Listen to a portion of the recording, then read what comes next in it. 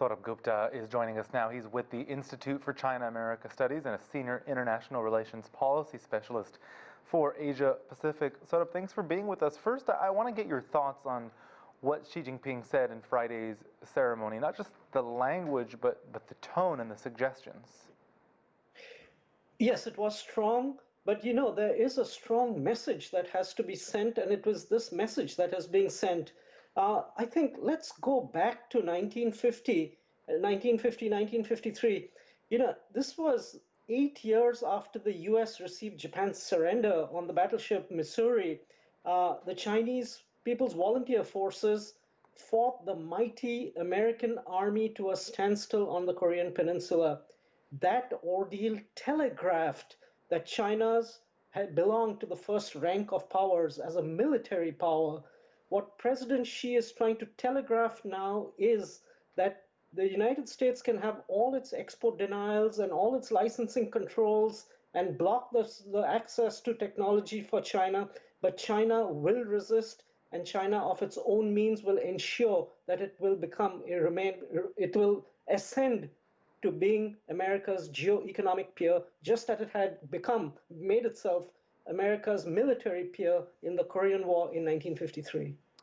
So the U.S. ignored Chinese warnings back then that it would enter the Korean War if the Americans got too close to the border. Perhaps Washington thought that Beijing was bluffing, but I'm thinking about today, 70 years later, in places like the South China Sea, where Washington seems set to take similar risks, perhaps? It has raised the tensions, of course, in the South China Sea, but also we see in the cross straits area, the United States has taken a lot of actions which are on the kind of the borderline of its one China policy, and I think China is very upset and wants to send a very clear message that on things like Taiwan and on issues linked to sovereignty, China will not back down. The geopolitics of the Asia Pacific, unfortunately, has gone backwards over the last 18 months, and China is trying to signal its resolve and its deterrence. And I think the Korean War is a very useful signal because China acted on those signals which had been ignored and was able to fight, as I said, the U.S. Army to a standstill, the premier army, which was head and shoulders above everybody else at the time. The Korean War Memorial here in Washington has an inscription at its entrance. It says, "Our nation honors her sons and daughters who answered the call to defend a country they never knew and a people they never met." For Americans, this was a war over there. Was that the case for China and for the Chinese people? No, I don't think it was as much a case for the Chinese people. North Korea obviously borders China. As we heard in the report accompanying the story, it was an existential threat. It still is considered to be an existential threat. And at that point of time, early 1950s, the brotherhood, the communist brotherhood was that much more stronger and that much more tighter. Remember, this is Mao, Stalin, Kim Il-sung. And so it was not somebody far away at the other end of the world they were fighting for.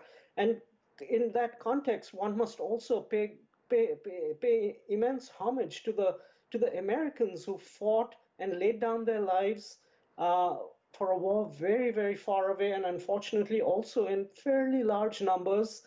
And it's tragic, and we wish and hope that Asia never revisits a day like that ever, frankly. Recently, Germans marked 30 years of reunification. Why has reunification eluded the Koreans for so long?